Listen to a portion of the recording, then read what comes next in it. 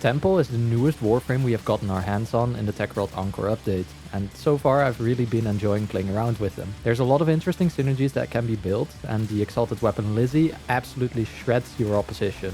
Literally. This video will serve as a quick guide on how Temple's abilities function and how you can make Temple one of your go-to weapon platforms that can do it all. Make sure you stick around as I will also feature some more in-depth interactions that you don't want to miss out on. First, let's start off with Temple's passive, which increases ability efficiency by 50%, just how a mod like Streamline on your Warframe would function. This 50% efficiency is only available whenever you cast your abilities at the right time, which is done by keeping track of the metronome in the middle of your screen. Whenever the metronome is right in the middle, your ability efficiency will be increased by 50%. This efficiency means that mods like Blind Rage, which have negative efficiency, will actually not impact your build by that much, and as such became the go-to mod for me to increase my ability strength. Whenever you cast abilities correctly, something which is also referred to as casting on the backbeat, your metronome meter will fill up. This meter basically serves as the ammo pool for your fourth ability.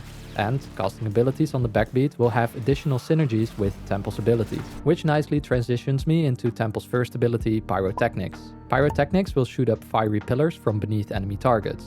These pillars are spawned within a certain range and radius, and will loosely adhere to where you are aiming on your screen, after which enemies are hit automatically. If you cast this ability on the backbeat, the number of pillars spawned will double, allowing you to hit even more targets at once. And on top of this, it provides both a damage scaling and duration increase to your third ability, Ripper's Wail. But for this to work, there has to be at least one enemy that takes damage from Pyrotechnics. Temple's second ability, Overdrive, is a little bit more interesting to me, as it stated that it would increase the crit chance vulnerability on enemies. This led me to do some testing to see if this would be a new multiplicative crit chance stat, but sadly it seems that it functions exactly the same as the puncture status effect. This means that it will give a flat increase to your crit chance in exactly the same way as Arcane Avenger would, which, don't get me wrong, is still insanely powerful, but it's not the exciting new modifier I thought it would be. This ability will also do a little bit of damage, and casting it on the backbeat will double the flat critical chance bonus that you get on enemies, while also, just like the first ability, increases the heat damage buff and the duration from Ripper's Wail. And again, this will require you to hit at least one enemy target for this to work. The interesting thing about the second ability is that it basically functions the same as Harrow's Covenant, but is more easily applied and doesn't require you to always score headshots to get the same crit chance benefit, at least if your modded ability strength is high enough. Besides this, the second ability will be able to buff the crit chance to anyone in your squad, just like with Harrow, as this ability is counted as a debuff on enemies, which of course can be hit by anyone. This also means that, for instance, your operator amp can benefit from this crit chance buff. Now, I know what you might be thinking because of this. Does this crit chance buff also work on Eidolons? So I went and tested it out, and sadly it doesn't. And it also doesn't apply to most major bosses in the game, for instance the Furfon tank, which I also tested. However, I was able to apply this debuff to mini bosses, which includes Void Angels, Acolytes, and for instance the new Technocytes, still making this ability pretty handy. This then brings me to Temple's third ability, Ripper's Wail, which will give all of your weapons, including your melee, heat damage that, in line with recent elemental augment changes, will not combine to any status types modded on your weapon, meaning that Temple will always have access to heat damage on whatever weapon setup you run. The additional heat damage of Ripper's Wail can be further increased by timing your ability casts of your first, second and third ability on the backbeat, and will go up to a total of 750% extra heat damage, which can sadly not be increased further by ability strength. This heat damage will function exactly the same as a heat damage mod on your weapon would, and it will be additive to it, meaning that a primed heated charge and a maximum Ripper's Wail buff of 750% will end up as 915% extra heat damage. However, the heat damage bonus is currently bugged, as it will not increase the damage over time effect of heat procs, which is a real shame.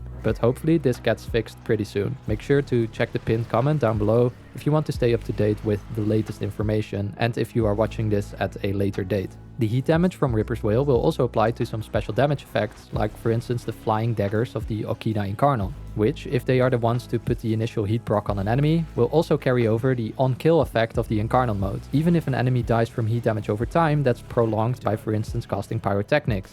all that matters is that the first heat proc is that from the Okina. One of the downsides of Ripper's Wail that I do need to discuss is that having an extra 750% elemental heat damage will skew your status effects output to be mostly heat. So if you rely on specific status types to be triggered for your build, make sure that you take this into account. During the animation of Ripper's Wail, which has a base duration of 4 seconds, you will be completely invulnerable while your health and shields regenerate up to the overshield cap. However, timing this ability on the backbeat will double your time of invulnerability. This means that you can mod for ability cast speed to speed up the initial animation, after which you can effectively increase the time you can actually run around without taking any damage. The formula that determines the cast speed of any animation in the game is as follows, where you have the base animation time divided by 1 plus the speed bonus. Here the speed bonus is the percentage of cast speed that you can get from sources like mods, think natural talent and speed drift, but also Amber Archon Shards giving you 37.5% per pop if Tau Forged. And on top of this, you can also stack the power transfer passive from Madurai. In total, if you were to stack all of these buffs, you could get the animation time down to a mere second. However, the cast speed formula implies diminishing returns, meaning that the first 100% cast speed that you mod will do more for you than an additional 100% added on top after that, which I can nicely illustrate by calculating the animation time from a 100, 200 and 300% cast speed increase and then calculating the time difference between each. If you go from 0 to 100% cast speed, your animation time will go from 4 to 2 seconds, which is a decrease of 2 seconds. Then from 100% to 200%, it goes from 2 to 1.333 seconds, which is 0.777 seconds less. Then if you go from 200 to 300%, you go from 1.333 to 1 second, which is 0.333 seconds less. You can see that the more I mod for cast speed, the less I benefit. Because of this, I would always recommend modding for at least some casting speed, but there's really no point in overdoing it, as you will only benefit for fractions of a second, and you'd be better off running something like Ability Strength. Then for Temple's fourth ability, which is the Exalted guitar named Lizzie. This guitar is a beam-like weapon, which gets more damage if you mod for Ability Strength on Temple. It will deal innate heat damage and has a relatively short range of only 10 meters. However, this can be fixed by the mod Sinister Reach, which I would always include in any Lizzie build.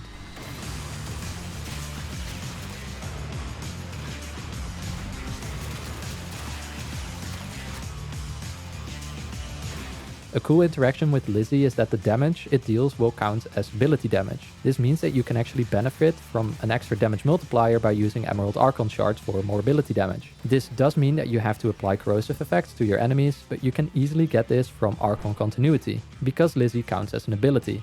So modding for something like Blast Toxin will help apply corrosive stacks through Archon continuity. This means that the base Lizzie can apply something like Blast, Toxin, Heat from Ripper's Wail, and Corrosive all at the same time, which is really good. Lizzie also has some pretty good crit and status stats all around, making this weapon feel something like the Turret Incarnon on steroids. Besides the full automatic fire, aiming down sight on Lizzie will enable you to fire specific elemental sound waves, which have innate viral, magnetic, cold and corrosive effects that you can fire with your ability buttons. This means that you basically carry around a primer at all times, which is very clever game design and feels really fun because you don't have to swap weapons the entire time. With Lizzie counting as a primary Exalted weapon, you can also equip the Amalgam Serration mod, which will stack with another Amalgam Serration mod on your actual primary, enabling you to have 50% additional sprint speed at all times. The Lizzie build I settled on looks something like this, where I modded for Blast and Toxin, Multishot, Status Chance, and I used Galvanized Aptitude, as we will be applying quite a bit of status effects. Modding for Toxin also allowed me to use Primary Blight for more Multishot as well as an increase to critical damage. For the Temple builds, I realized that they can be an absolute beast as a weapons platform, which means that most of my builds remain relatively unchanged between each,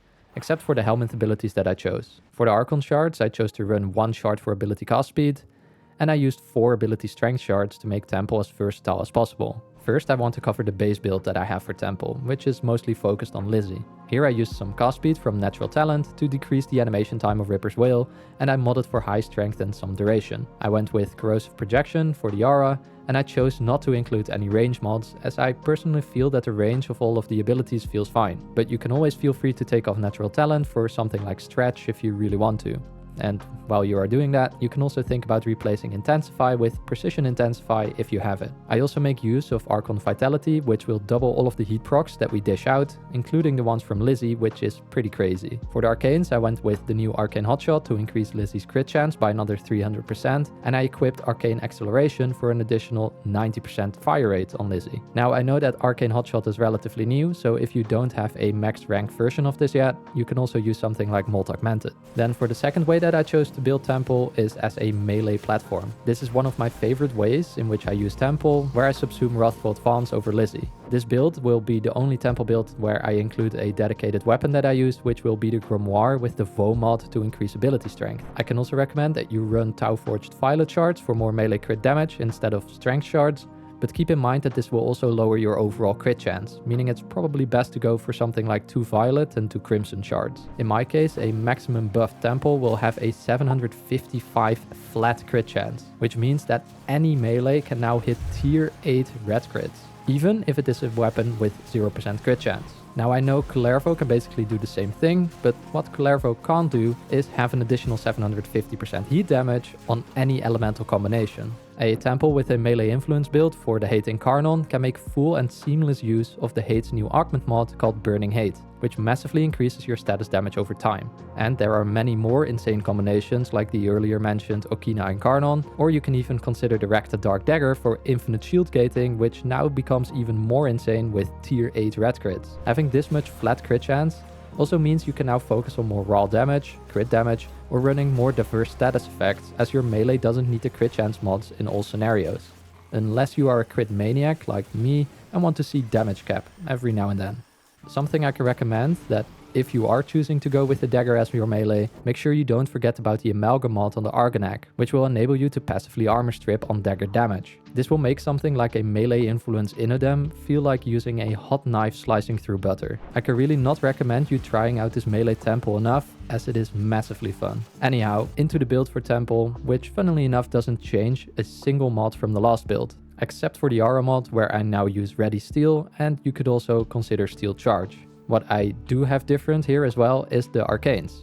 Depending on the melee weapon you have, you can either go for Arcane Fury to increase your overall damage, or if you have a relatively slow melee, you can equip Arcane Strike to increase the attack speed. If you want to use Temple as a general weapons platform, not specified towards melee, you can subsume Nourish onto either the first or fourth ability. And another helminth that could work nicely for a general weapons platform is Ophanim Eyes from Jade, that will passively keep up your hotshot buff and will strip defenses away from enemies, increasing your overall damage. Finally, before I end the video, this is recorded at a little bit of a later date. However, this was one of the builds that I used to reach level cap, which I didn't show in the video yet, so I thought I would quickly go over it right at the end. For the level cap build, I subsumed over Evade from Site 09, and I used Arcane Crepuscular for extra final critical damage multiplier, as well as Arcane Velocity, because on the build for the weapons, I was using the dual Toxicist combined with the Scourge Prime. So on this build, you are invisible basically all of the time, as long as you are dealing headshots. I have Rolling Guard on here to make sure that I get rid of any status effects that get put on me in level cap missions, because Ripper's Wail will not remove any of these statuses. You will only be invulnerable, so you can still be one shot after Ripper's Wail has ran out of invulnerability. For the weapons, as I said, I was using the Scourge. This was the Scourge that I was using. Primary Crux, it's mostly there as a primer, but you really want it for the unique trait, so you can get easy headshots. And then for the secondary, this was the dual Toxicist build. I do have a Riven on this one. If you don't have this Riven, you can take this off and put a 60-60 Toxin mod right here. And that pretty much covers all of Temple. Let me know how you've been enjoying this new frame and if I missed any weird or interesting interactions. I hope you learned something new, and if you liked the video, set those like and subscribe buttons ablaze with some pyrotechnics. Also, stay tuned to the channel for more Warframe content coming your way, and I hope to see you in future videos as well. Bye.